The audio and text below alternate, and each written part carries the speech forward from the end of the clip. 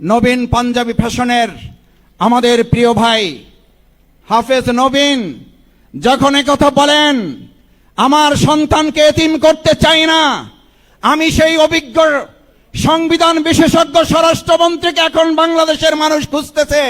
জামাতের নতুন এক ষড়যন্ত্রের শিকার বর্তমান বিএনপি। নবীন ফ্যাশন হাউসের ঘটনাকে যেভাবে দৃশ্যায়িত করে পুরো জাতিকে দেখানো হলো, মূলত পর্দার অন্তরালে দেখা গেছে অন্য ঘটনা। ঈদের সময় বিএনপিকে বিতর্কিত করার জন্য জামাত নবীন ফ্যাশনসের মালিককে দিয়ে এমন অযৌক্তিক মূল্য হ্রাসের ঘোষণা দিয়ে একটি অরাজকতা সৃষ্টি করতে চেয়েছে শপিং কমপ্লেক্সে। আমরা 2টা কিনলে 4টা ফ্রি অফার দিয়ে এই ভাবটা প্রকাশ করতে আমি সত্যি অনেক ভয় পাইছি। আমি গ্লাসের পর্দাটা টান দিয়ে তারপরে আমি আসছি।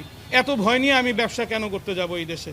যার সাধারণ প্রতিক্রিয়ায় মালিক সমিতি একটি পদক্ষেপ নিয়েছে, আর সে পদক্ষেপকে বড় করে মশলা দিয়ে জাতিকে দেখানো হয়েছে অন্য চিত্র। নাটকের প্লট অনুযায়ী সম্পূর্ণ সফলতায় পেয়েছে জামায়াতে ইসলাম।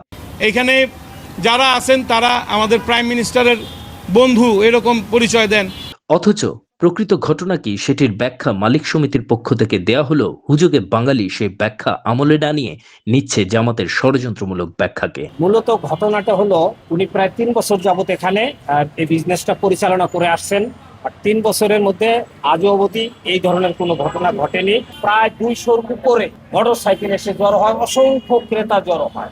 এক পর্যায়ে আমাদের মার্কেটের দায়িত্বরত সিকিউরিটি গার্ড এবং মার্কেটে প্রায় থানা থেকে প্রেরণ করা 5 জন পুলিশ ছিল, এই বাইকারদেরকে কন্ট্রোল করতে পারতেছিল না। একটা অরাজকতার পরিস্থিতি, বিশৃঙ্খলার সৃষ্টি হয়। তখন এই বিশৃঙ্খলার অবস্থা দেখে এই নবীন ফ্যাশনের যিনি মালিক, উনি নিজেই ওনার ভেরিফাইড পেজে, ফেসবুক পেজে উনি একটা ঘোষণা দেন যে মগবাজার শাখায় বাইকারদের বিশৃঙ্খলার কারণে অ্যারাবিয়ান ইঞ্জিন অয়েল প্রদান বন্ধ ঘোষণা করা হয়। বিএনপির এমন বারবার জামাতের গভীর ষড়যন্ত্রে হেরে যাওয়া অনেক বড় বিপদ ডেকে আনছে দলটির জন্য, এমনটাই বলছেন রাজনৈতিক বিশ্লেষকরা। আজকে নবীনকে যদি আমরা সব নিরাপত্তা দিতে ব্যর্থ হই,